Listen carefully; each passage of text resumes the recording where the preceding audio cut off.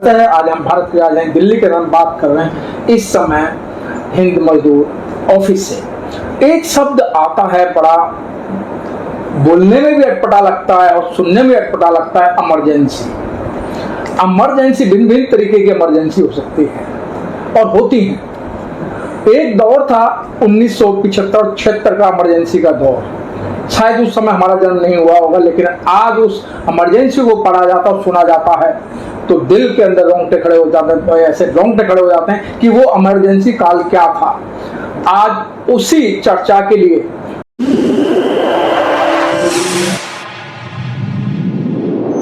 इस news channel पर जो भी वक्ता ने कहा वो उसकी अपनी राय है, जिसकी पुष्टि नेशन न्यूज इंडिया नहीं करता। धन्यवाद। हमारे बीच में और हमारे साथ हैं कि जो इमरजेंसी का दंड जो झेला है, झेला ही नहीं, किन किन परिस्थितियों से गुजरे होंगे, आंखों से आंसू बहता है। आज हमारे साथ चर्चा में है राष्ट्रीय महामंत्री हिंद मजदूर सभा के सरदार हरभजन सिंह। सब पहले 1975 और 76 का जो इमरजेंसी का जो दौर था और आपने उस परेशानियों को झेला है, उन परेशानियों को उस समय आपने झेला। लेकिन सर, आज की तारीख में जो 10 साल की जो इमरजेंसी है, अब 12 साल हो चुके हैं सर, पहले की इमरजेंसी और अब की इमरजेंसी में आपको क्या बदलाव नजर आता है?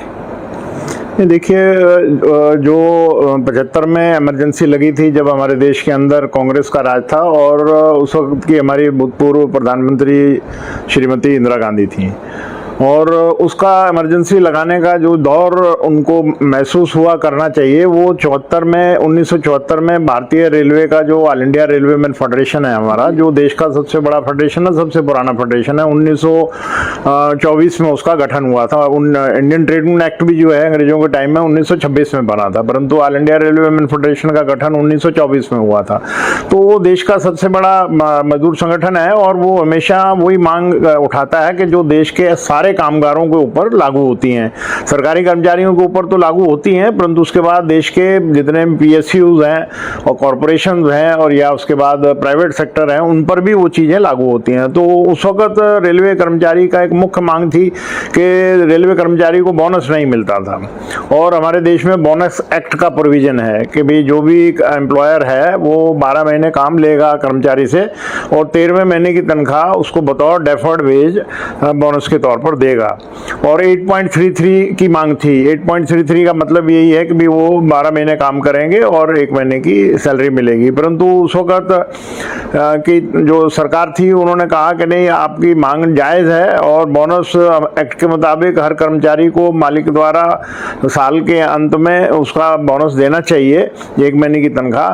परंतु रेलवे कर्मचारी का नंबर इतना बड़ा है, अगर आपको हम बोनस देंगे तो फिर फौज को भी देना पड़ेगा, आर्म फोर्सेस को भी देना पड़ेगा, पुलिस को भी देना पड़ेगा। तो लिहाजा अभी गवर्नमेंट इस स्थिति में नहीं है कि हम आपकी मांग को माने, तो लिहाजा आपकी मांग को हम रिजेक्ट करते हैं। उसमें और भी दूसरी मांग पत्र थे, जिसमें समान काम समान वेतन के ऊपर रेलवे कर्मचारी जो हैं दूसरे सेंट्रल गवर्नमेंट एम्प्लॉय से, स्टेट गवर्नमेंट एम्प्लॉय से, पब्लिक सेक्टर से कुछ पीछे थे, तो इसलिए रेलवे कर्मचारियों का फेडरेशन भी उसकी मांग कर रहा था।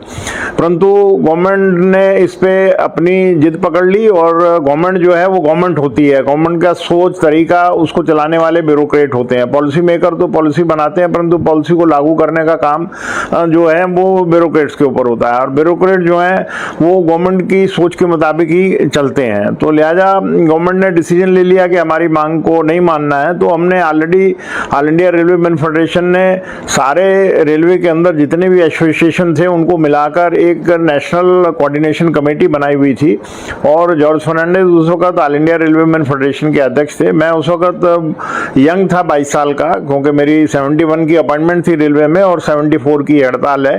तो उस वक्त हमारे को भी ये अच्छा नहीं लगा था कि भी सरकार कानूनी तौर पर हमारा हक है बोनस लेने का, और फेडरेशन की मांग भी ठीक है, और तब नौजवान साथियों ने उसमें शिरकत की, जिसमें मैं भी एक था, और वो हड़ताल को कामयाब बनाने के लिए लोग बागों ने सबने काम किया, जितने भी यूनियन के लीडर थे। क्योंकि मैं नॉर्दर्न रेलवे में था, तो नॉर्दर्न रेलवे मेंस यूनियन का सिपाही था।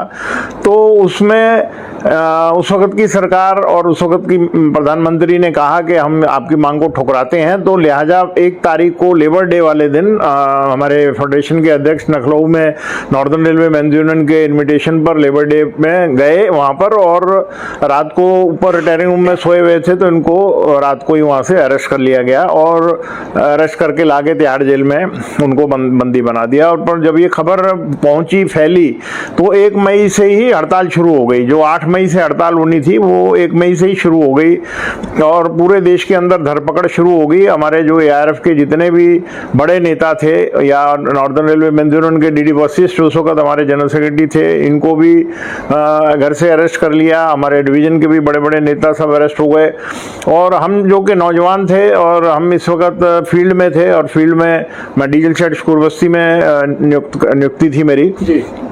तो हमने पूरा प्रयास किया कि भाई ये बिल्कुल जाती है और हमारी जायज मांग को नहीं मान रहे हैं, ARF की मांग जो है वो बिल्कुल ठीक है। तो ऐसा माहौल बन गया कि वो हड़ताल कामयाब हो गई और कोई भी कर्मचारी ड्यूटी पे नहीं गया, सारी लाइटें बंद हो गई, ट्रेनें सब कैंसिल हो गई और गवर्नमेंट ने पूरा प्रयास किया। गवर्नमेंट ने आर्मी को डिप्लॉय किया, आर्मी कॉलोनियों के अंदर फ्लैग मार्च करती थी उस वक्त लोगों के बच्चों को डराने के लिए कि भाई अगर आपके हस्बैंड जो है काम पे नहीं जाएंगे तो अरेस्ट हो जाएंगे, मकान खाली कर दिए जाएंगे, रेलवे कर्मचारी, बच्चों की पढ़ाई छूट जाएगी और आपकी नौकरी चली जाएगी, तो लिहाजा आपके ऊपर बहुत बुरा असर पड़ेगा। तो ताकि बच्चों में इमोशनल उनको करके और उन पर दबाव बनाकर वो फ्लैग मार्च सुबह शाम दोपहर 3 टाइम फ्लैग मार्च आर्मी करती थी।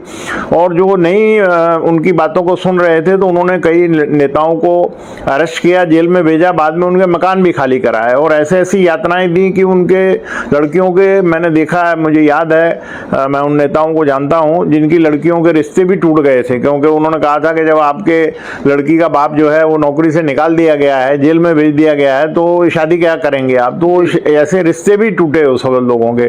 और जितने भी रेलवे कर्मचारी थे उनको धरपकड़ शुरू हो गई और जेलों में भर दिया। तिहाड़ जेल बंद हो गई, एक ही जेल हुआ करती थी। फिर स्कूलों को छुट्टी देकर छुट्टी को कन्वर्ट कर स्कूलों को कन्वर्ट कर दिया जेलों में, और रेलवे कर्मचारी जो हैं वो हमारे तकरीबन 40,000 से ज़्यादा जो है वो जेलों में डाल दिए गए। और जब उनको जेल में भेजा, वहाँ पर लोको ड्राइवर को फायर, उस वक्त स्टीम इंजन थे, डीजल बाद में आए, डीजल भी साथ में थे, तो उनको इंजन चलाने से फुर्सत मिल गई। स्टेशन मास्टरों को पैनल पे गाड़ी को पास ऑन करने में फुर्सत मिल गई, पॉइंट्समैन को शंटिंग से फुर्सत मिल गई, डीजल फिटरों को शेडों से फुर्सत मिल गई, गैंगमैनों को ट्रैक मेंटेन करने से फुर्सत मिल गई। तो वो जेल में जाकर वहाँ पर कबड्डी खेलने लग गए और वॉलीबॉल खेलने लग गए और ऐसा माहौल बन गया जेल के अंदर, तो वो बाहर ही कोई नहीं आ रहा था और बेल कोई नहीं ले रहा था और पूरा देश बंद हो गया था। सरकार ने बहुत कोशिश की कि भी खबरें बनाई जाएं, BBC लंदन से कहलवाया जाए कि भी पंजाब मेल आई बॉम्बे से और फिरोजपुर निकल गई, और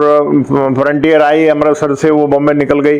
वो ऑफिसर बैठकर गाड़ी को खींचकर यार्ड में ले जाकर रख देते थे, परंतु आगे कोई चलाने वाला, सिग्नल देने वाला, स्टेशन सब बंद थे। ऐसा वातावरण देश में बन गया था कि भी पहले कभी इतनी बड़ी हड़ताल, इतनी सख्त हड़ताल हुई नहीं थी, परंतु सरकार ने डिसाइड किया कि इसमें दमन किया जाएगा, इस हड़ताल को कुचला जाएगा और मजदूर को इतनी ताकत ना मिल जाए कि वो सरकार को दबा दे। तो इसलिए सरकार ने स्टैंड लिया, सारे नेताओं को पकड़ा, जेल में भर दिया और नेता कोई बाहर आने के लिए तैयार नहीं था। हम नौजवान साथी उस वक्त गिरफ्तार नहीं हुए, परंतु हमारे ऊपर उन्होंने सैबोटेज के क्रिमिनल केस जरूर बनाए और बाद में अरेस्ट भी किया। अरेस्ट करके फिर मैं बेल आउट हुआ। बेल आउट होने पर उन्होंने मेरे को विदाउट इंक्वायरी नौकरी से निकाल दिया और मैं 3 साल नौकरी से बाहर रहा, क्योंकि उसके बाद अगले साल 75 में देश में हालात ऐसे बन गए कि स्टूडेंट भी एजिटेशन पर थे और स्टूडेंट और रेलवे कर्मचारियों की all India railway man federation के नेतृत्व में हड़ताल जो हुई, उसकी वजह से सरकार मजबूर हुई और उसने इमरजेंसी लगा दी।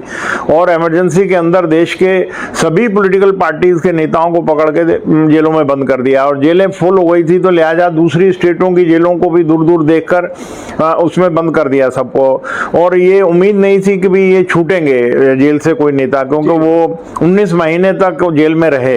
और वो तो अगर इलाहाबाद का डिसीजन उस वक्त की इंदिरा गांधी के खिलाफ ना आता तो शायद हो सकता था कि इमरजेंसी लिफ्ट ना होती और ये बाहर भी ना आता कोई, और वो तानाशाही जो है वो चलती रहती है हमारे देश में। तो लिहाजा सरकार को मजबूरन चुनाव की घोषणा करनी पड़ी और उस चुनाव की घोषणा करने के बाद पहले ही देश में इतना जबरदस्त संघर्ष हो गया कि स्टूडेंट और सरकारी कर्मचारियों ने एक ऐसा मोर्चा खोल दिया जिसका नेतृत्व जो है वो लोकनायक जयप्रकाश नारायण जी ने किया।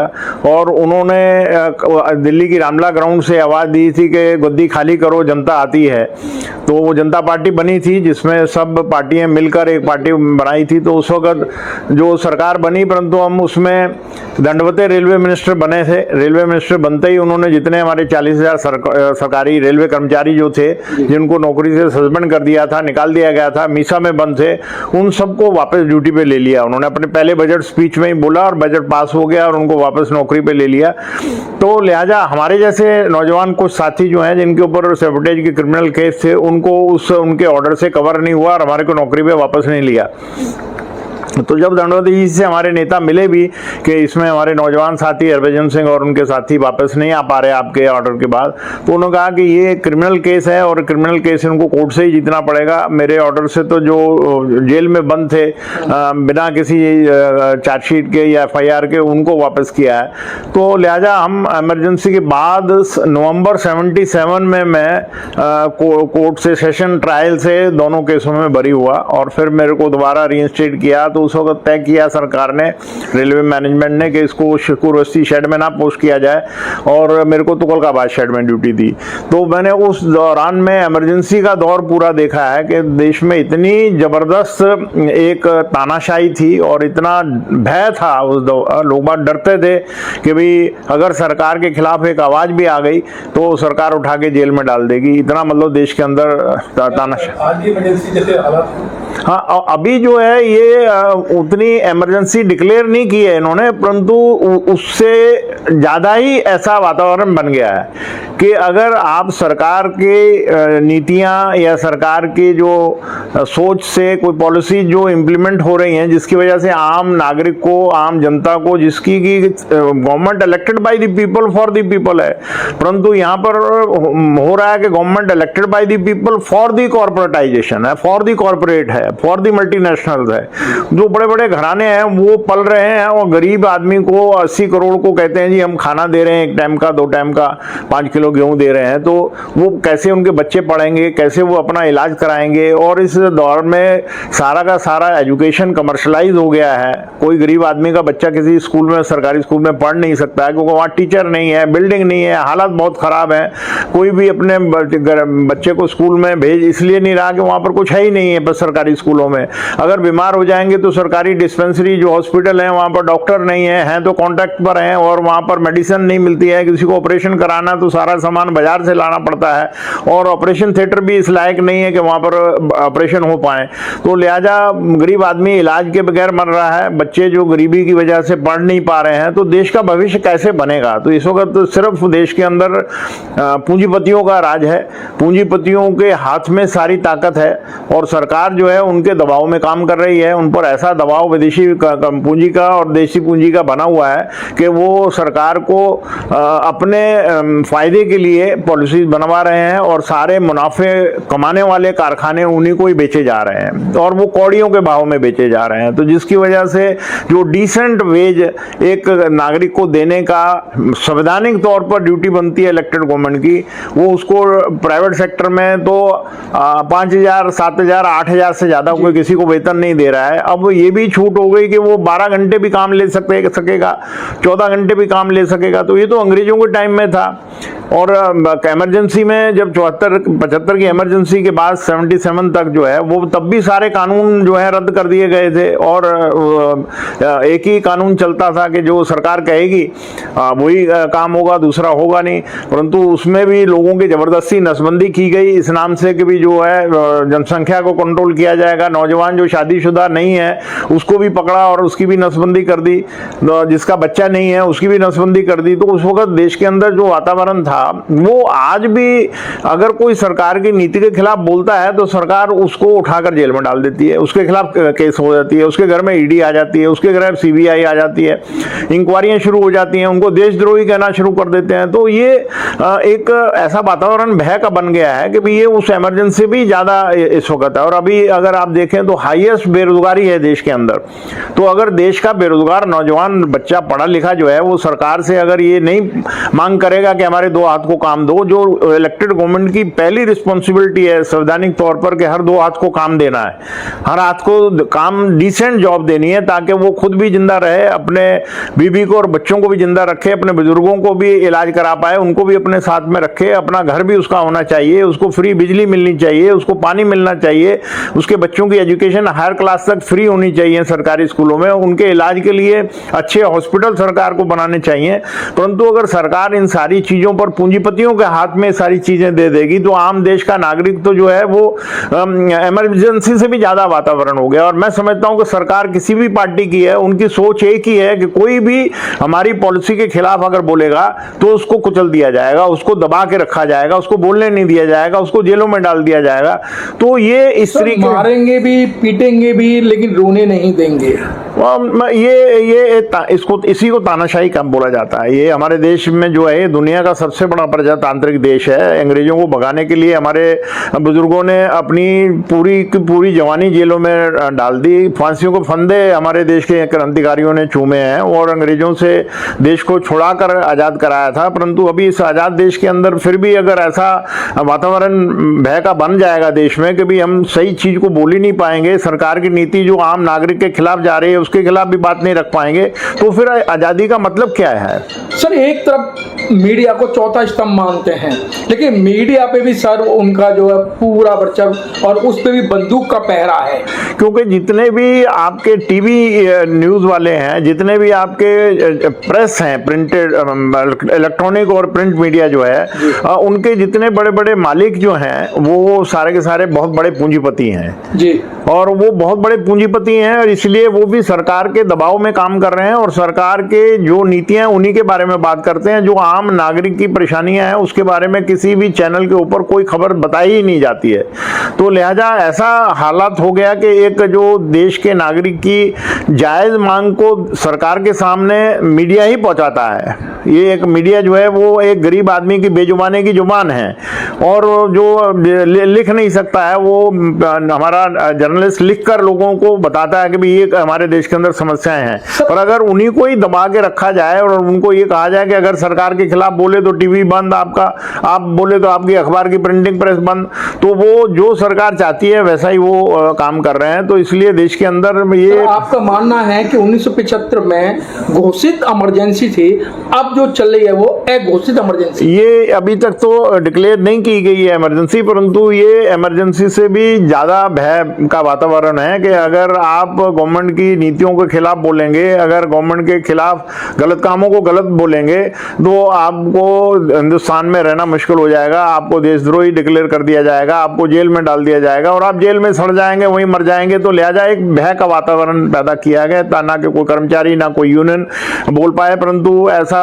होगा नहीं, क्योंकि जिन्होंने हमारे बुजुर्गों ने अपनी कुर्बानी दी है, जो क्रांतिकारियों ने अपनी फंदे चूमे हैं, फांसी के जाने वार दिए हैं, परिवार बर्बाद किए हैं उन्होंने देश आजादी को लेने के लिए, ये ऐसा वातावरण ज्यादा देर तक चलेगा नहीं। ये कुछ देर तक चलेगा, परंतु देश के हिंदुस्तान में बहुत ही ज्यादा जागृति है और वो कुछ समय तक चुप रहता है, परंतु अगर वो अंग्रेजों के दमन को उखाड़ फेंक सकता है तो ये इस ऐसे दमन को भी उखाड़ के फेंकेगा। बहुत अच्छी बात कि ऐसे दमन को उखाड़ फेंकेगा, क्योंकि मैंने पहले ही इंट्रोडक्शन में बताया था कि ये ऐसी शख्सियत हैं जिन्होंने पूरी इमरजेंसी को देखा और जेल भी गए हैं। लेकिन वही बात आती है कि 1975 में घोषित इमरजेंसी थी, उन्होंने बोला था कि इस समय इमरजेंसी चली, अब इस समय जो इमरजेंसी चली अघोषित चल रही है।